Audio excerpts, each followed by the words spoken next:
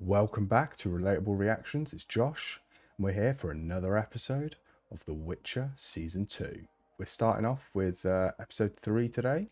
Again, don't like to do the talking at the start, so we're just going to get straight into it, and we'll have a little chat at the end. Let's just do it. Season 2, episode 3 of The Witcher. Let's go.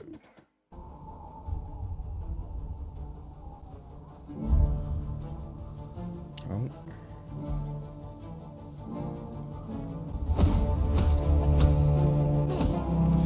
She's learning well, kind of. She's got a change of outfit at least. You need rest. Less than perfect means death. Your stomach's growling loud enough to wake the dead.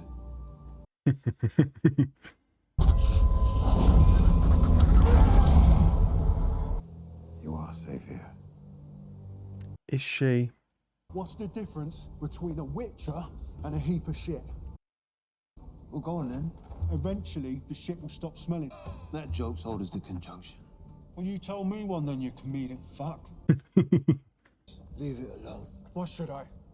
He made his choice. Cost us a brother. Why is that her fault? We come here to rest in the winter, not train till our legs give out. Legs seem fine to me. Hmm. None of us will have any peace until there are no monsters left in the world. It's always monsters. Because what else would we do? Exactly. Come on. One more hour. Fine, 1 more hour. Ooh, lovely. Thank you, Wolf. Don't thank me yet. It was Lambert's turn to cook. We got a lab full of alchemical compounds that can change day to fucking night. I'm not going to give up now. But it's time Bledesco rest. He deserves the peace. Surely you don't need it all. Just keep a leg back. The Northern Kings are coming for the memorial, and they need answers. If we don't control this now, it'll grow.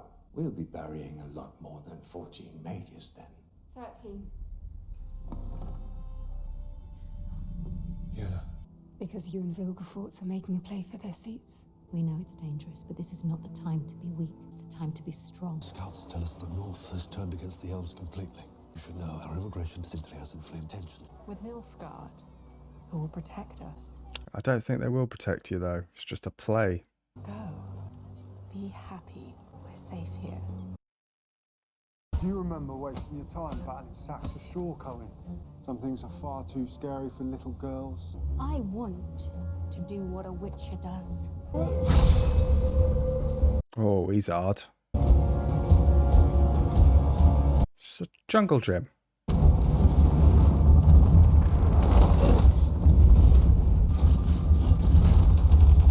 Easy. Fun until Geralt finds out.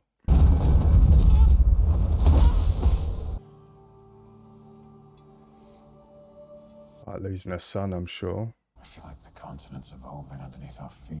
I didn't see it coming. Maybe another conjunction will come along and change it all again. I need to know what happened. If it were your child, you'd be going crazy to figure it out.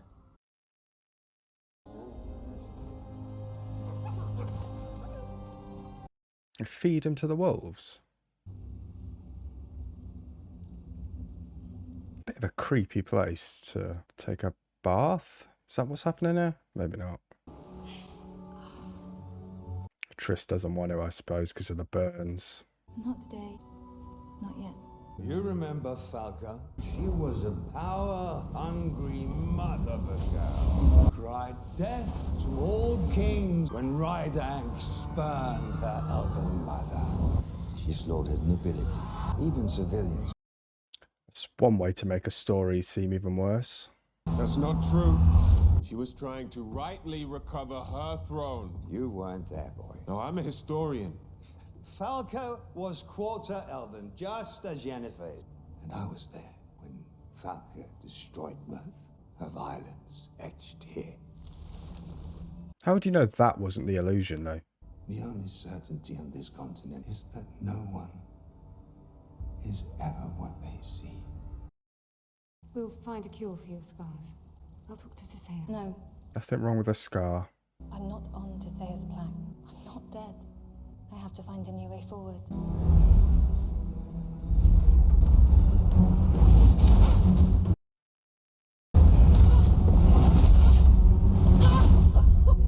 You've had enough. I don't think she has. Why does that look quite fun? Like Takeshi's castle.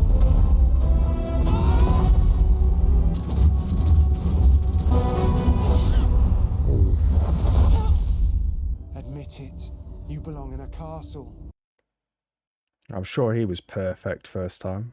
Oh, it's him. My condolences. Fringilla told me about you. She envied you. Then. What's the hurry, my dear? What is it with men lurking about this place? So sorry. You were in the company of Nilfgaard. Tell me how it felt to control fire. Fuck you! If you don't want to chat about your true intentions, I'll be forced to use a method your dear Tissaia's grown so fond of. That's more like it. Stop! Oh, You will answer to this. that's got to be a pretty big thing against the Brotherhood. Geralt, you need to Uh-oh. see this. Or has she finished it?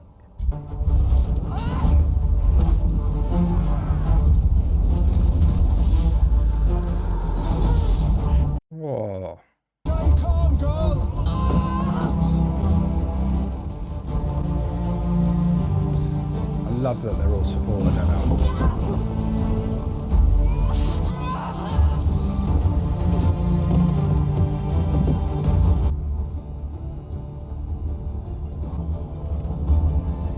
Just use your legs.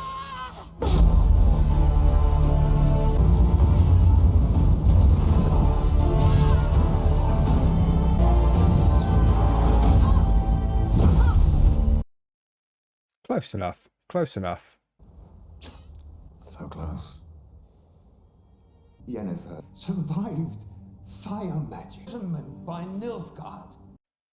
So, And we're to unquestioningly believe that she's here with good intentions. If you claim to want to defend the Brotherhood, Then you must also be willing to defend it from threats inside these walls. To prove your innocence, you will have to kill the Nilfgaardian prisoner. Is this Vilgefortz talking or you? You can do anything. Doesn't mean you have to. another life lesson with Geralt. I've known many who wanted to be great fighters in my time. Do you know where they are now? Dead. In cemeteries. Children, Geralt. Children. Not easy. Come to me. Does she have to kill the witch to get her powers back? Or had she already lost them before that? If you were to follow that feeling, where would it take you?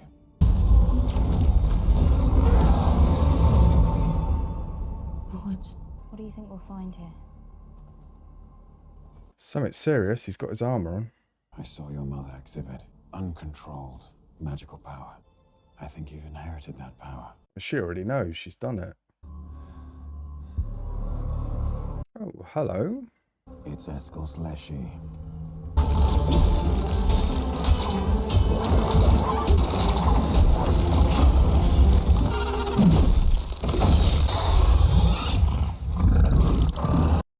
That's cool.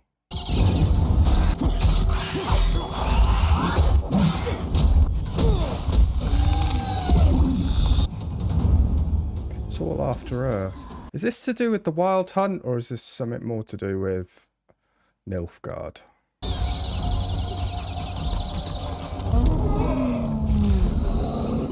The design looks cool.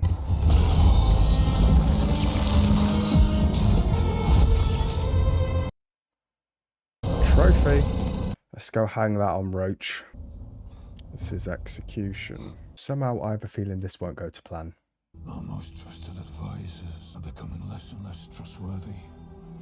This Nilfgaardian will be put to death. Old school style with the old axe.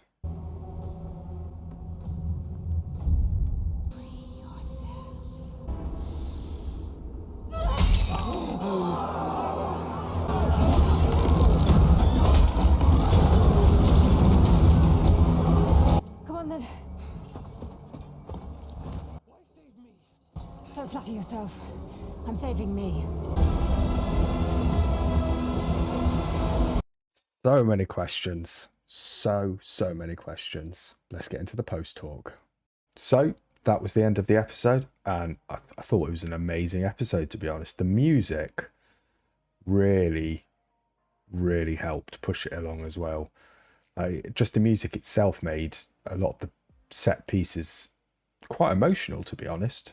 I did find it quite heartfelt at moments. And we have the sort of classic father-daughter trope that I know a lot of people have kind of got sick of, or find it just a little bit too much or too predictable. I can't really find the right words for it, but just don't particularly like it. But I happen to be a little bit of a softie, so I'll always enjoy quite personal journeys like that. And I think they're doing a good job of showing it, because they're obviously fast tracking it, and he's having to learn a lot faster than other people as well. It's like it's been thrown on him. But I think he's doing a good job trying to juggle dealing with the loss of one of their own, trying to help Ciri learn, but trying to learn the right balance without pushing her too far. And obviously Ciri fighting back, trying to do as much as she can, trying to learn as fast as she can, without really thinking about the consequences. So they're both fighting each other, but with the help of Vesemir and his advice, and Ciri learning that things aren't always so easy and you do have to persevere. But I think it works, and I'm really enjoying it. I love all their scenes, and I even enjoyed. I started hating that guy, really not liking him with the way he was doing it. But then towards the end, you see him starting to support her and what she was doing, as she was proving them all wrong, I suppose. And it was just really nice to see that togetherness and them sort of accepting her as well and bringing her in. We've got everything going on with the Brotherhood, all the infighting and politics that they've got going on. You've got Stragglebor that's just pushing his agenda. He's very good with his words, his propaganda, you know, even just a big flame lord to sort of try and push over his point about Yennefer being bad. They already hate the elves anyway, and she's obviously quarter elf, and just trying to push himself up with his audience and his sort of supporters, I suppose they are in the Brotherhood.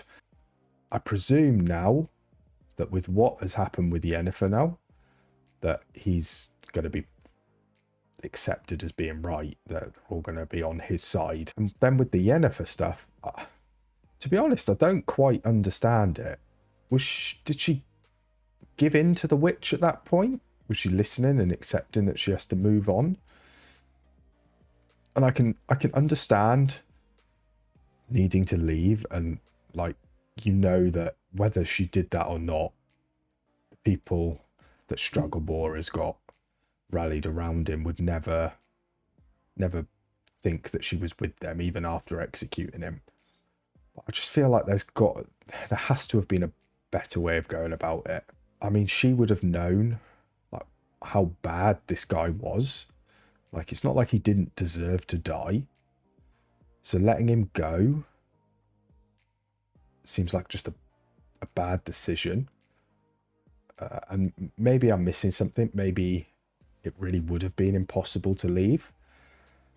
But when you go back to, I can't remember his name now, but the archaeologist or the historian saying about, if you just leave now, they won't believe you or they won't trust you. But they're not going to do that anyway. So why put on the show? There must be a bigger reason to it all. But I'm sure we'll find out.